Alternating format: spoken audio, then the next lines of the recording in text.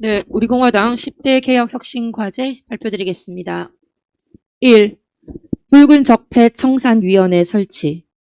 문재인 좌파 독재 정권은 권력 분립과 적법 절차라는 헌법 원리를 위배하여 국회, 법원, 검찰, 국정원 등의 국가기관들을 정권에 예속시키거나 무력화시켰을 뿐만 아니라 수많은 직권 남용과 직무유기 및 사법농단을 자행하여 붉은 적폐를 양산하였다. 대한민국의 무너진 헌법 질서를 회복하기 위해서는 문재인 좌파 독재 정권의 붉은 적폐의 실태를 조사하고 관련자들에게 엄정한 법적 책임을 묻기 위한 붉은 적폐 청산위원회를 구성한다. 붉은 적폐 청산위원회는 독립성을 갖는 준사법적 기관으로서 문재인 좌파 독재 정권의 헌법 질서 파괴 행위에 대한 철저한 조사와 처벌을 실시하게 된다. 2. 국가건전재정법 제정. 국가재정을 효율적이고 투명하게 운용하고 재정의 건전성을 확보하기 위한 일반적인 원칙과 세부적인 기준을 명문화하는 국가건전재정법을 제정한다. 국가건전재정법에는 국민의 부담을 최소화하고 재정 지출의 성과를 제고하며 재정의 건전성을 확보한다는 원칙을 명시하여야 한다. 문재인 좌파 독재 정권은 자신의 정치적 목적을 달성하기 위하여 포퓰리즘적 퍼주기 정책을 시행하여 재정의 건전성을 크게 악화시켰다. 국가건전재정법은 정부의 예산 편성과 재정 운영을 법적인 기준에 따라 합리적으로 통제함으로써 국가 재정의 건전성과 지속성을 확보한다. 3. 내각제 개헌 및 민주통합정부 음모 분쇄. 민주통합정부 음모는 국민의힘이 문재인 좌파 독재 정권에 대한 철저한 심판과 정권 교체라는 국민의 염원을 무시한 채 더불어민주당과의 기만적인 야합을 통해 내각제 개헌을 하겠다는 것이다. 민주통합 정부 음모가 현실화되면 좌파 세력의 촛불 쿠데타가 완성되어 좌파 100년 집권의 문을 열어주게 되고 궁극적으로는 대한민국이 사회주의 연방국가가 되고 말 것이다. 이렇게 되면 문재인 좌파 독재 정권이 망쳐버린 대한민국을 바로 세울 수 있는 마지막 기회가 사라지며 친북 주사파 세력과 거짓 촛불 세력들이 자행한 붉은 적폐를 청산하는 것도 불가능해진다. 특히 박근혜 대통령에 대한 불법, 거짓, 사기 탄핵이 합법화되고 정상화됨에 따라 박근혜 대통령의 복권과 명예회복이 불가능하게 된다. 이승만 건국 대통령의 자유정신과 한강의 기적을 이룬 박정희 대통령의 반공 애국정신이 부정되고 자유민주주의 체제와 자유시장 경제의 위대한 대한민국의 역사는 짓밟히게 된다.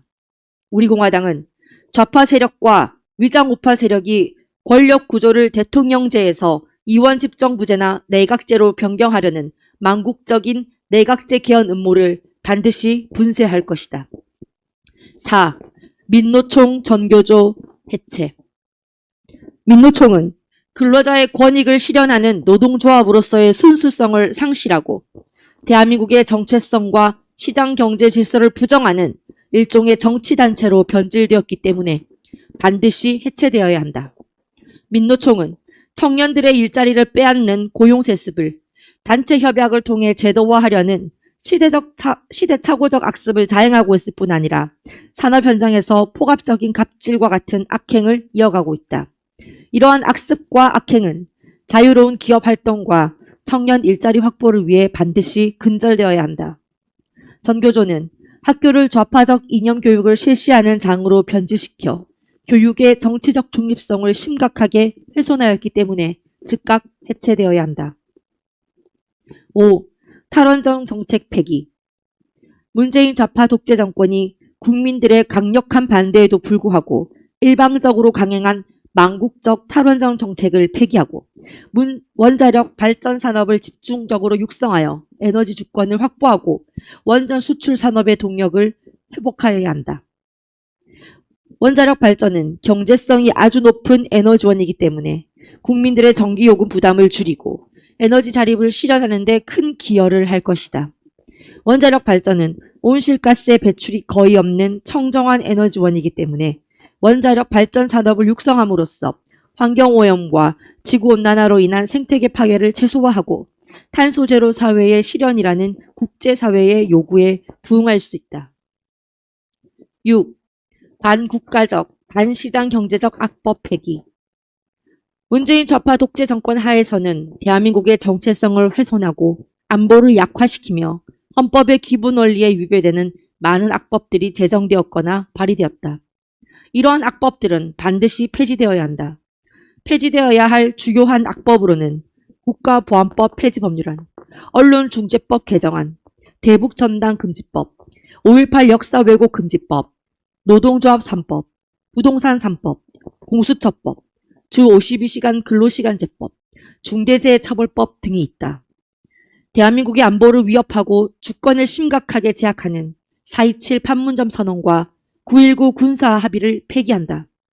북한에 대한 종속적이고 굴욕적인 합의들을 폐기하여 대한민국의 자주적인 안보, 국방의 기반을 마련한다. 아울러 중국에 대한 사대적이고 굴욕적인 삼불합의, 사드 추가 배치 금지, 한미일 군사동맹 금지, 미국 주도 미사일 방어체계 참여 금지를 폐기한다. 주한미군 철수와 적화 통일이라는 북한의 적화 전략에 놀아나는 종전선언과 평화협정은 거짓 평화쇼에 불과하기 때문에 이를 단호히 반대한다. 개인과 기업의 조세 부담을 완화하기 위해 유류세를 50% 인하하고 법인세, 상속세를 적정한 범위에서 인하며 이중과세 논란이 있는 종합부동산세, 토지보유세 및 1가구 1주택에 대한 세금을 폐지해야 한다. 아울러 부동산 시장에 국가 권력이 과도하게 개입하는 권력형 좌파 부동산 정책은 폐기되어야 한다. 차별금지라는 명목으로 국민의 자유를 억압하고 획일적 평등을 강요하는 차별금지법을 제정하려는 시도를 단호하게 저지해야 한다. 인륜을 근본적으로 파괴하는 동성애를 합법화하려는 시도는 즉각 중단되어야 한다. 동성애의 합법화는 국가의 가장 기초적인 단위인 가정의 파괴를 초래하고 나아가 급속히 진행되는 저출산 고령화 사회의 인구를 감소시켜 심각한 사회 문제를 초래한다. 7. 교육제도 개혁.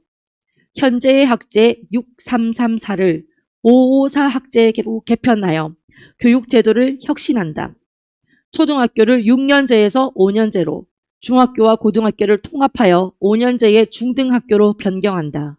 또 초등학교의 취학 연령을 현재 만 7세에서 만 6세로 낮춘다.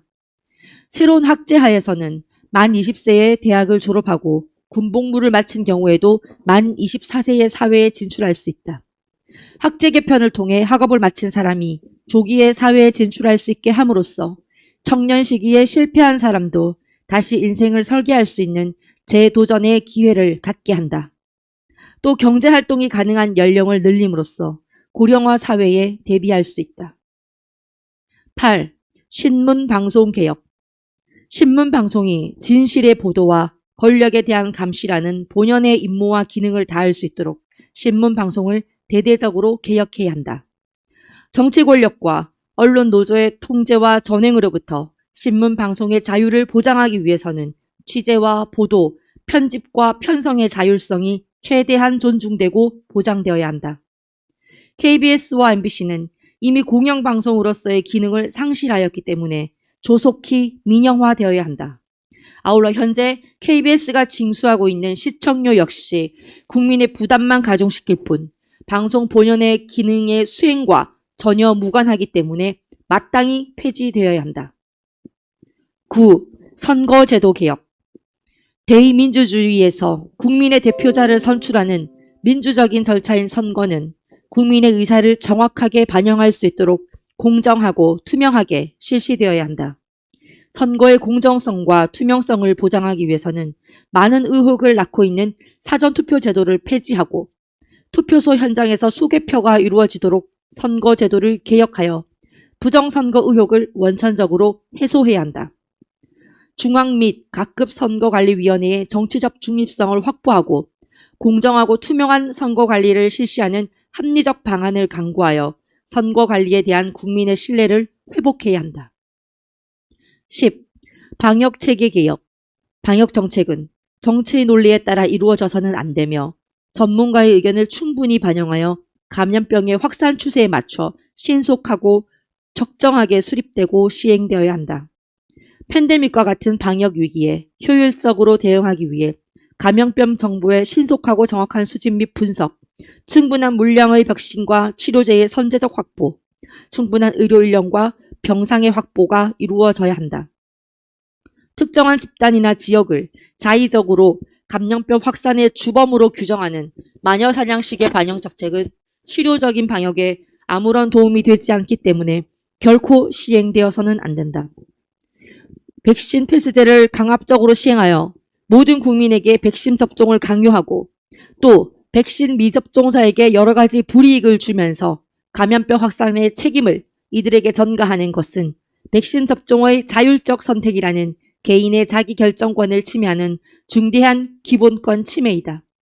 백신 패스제를 통해 적나라하게 드러난 문재인 좌파 독재 정권의 허구적이고 폭압적인 방역 정책은 방역의 실효성과는 전혀 무관한 것으로서 방역을 빌미로 국민에 대한 정치적 통제를 강화하려는 방역 독재이기 때문에 반드시 폐기되어야 한다.